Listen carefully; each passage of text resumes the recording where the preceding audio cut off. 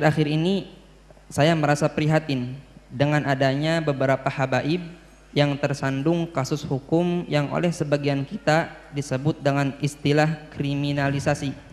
Sikap sebagian saudara-saudara muslim kita yang lain ikut mencaci dan mengolok-olok para habaib yang dijadikan tersangka dalam kasus hukum.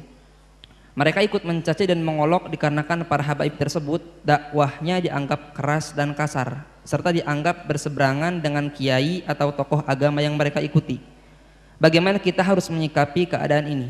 Bagaimana sikap kita jika seandainya ada perilaku seorang habib yang tidak kita sukai atau perilaku seorang habib yang melanggar agama?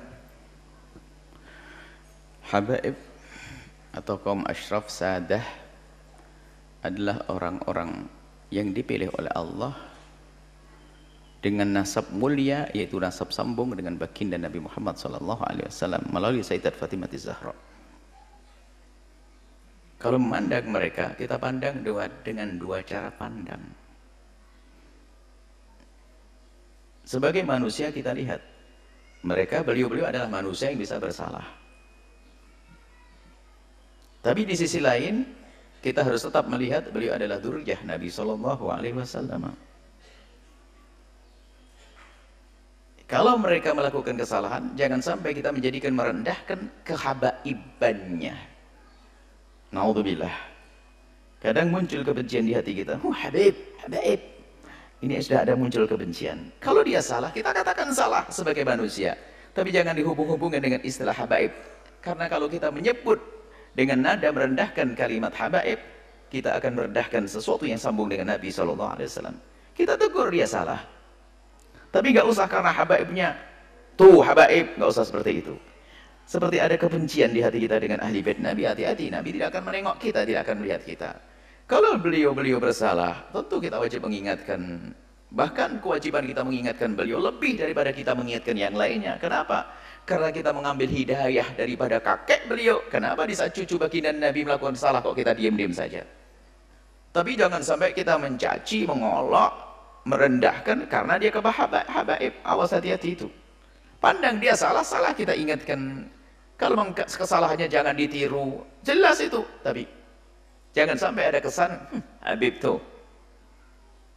Akhirnya kita merendahkan nasab mulia baginda Nabi SAW. Saat itu kita akan runtuh menjadi rendah. Pandang dengan dua cara pandang. Jika salah dia manusia, sesuai dengan prosedur bagaimana meluruskan kesalahan yang benar. Tentunya bukan dengan bermacam caci maki dan sebagainya. Kemudian jangan dihubung-hubungkan dengan masalah nasab tadi.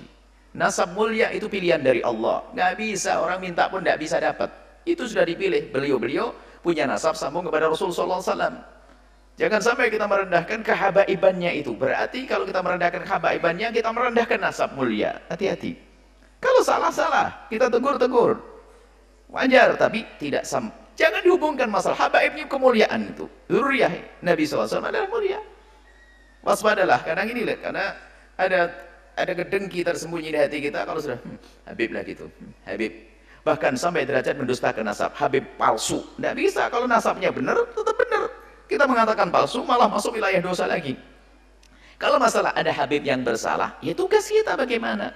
Sebagai pengikut Nabi yang mencintai Nabi, gimana perilaku kita dengan cucu Nabi? Apakah kita rela cucu Nabi melakukan kesalahan seperti itu? Kalau kita rela, Nabi tidak akan rela kepada kita. Nabi akan marah, kamu mengambil hidayah dariku, tapi cucuku salah kau biarkan. Akan marah Rasulullah kepada kita. Tapi juga jangan dicaci, direndahkan gara-gara kehabaibannya. Hati-hati. Ini penting sekali masalah urusan dengan habaib dzurriyyah baginda Nabi Muhammad SAW. Wallahu a'lam.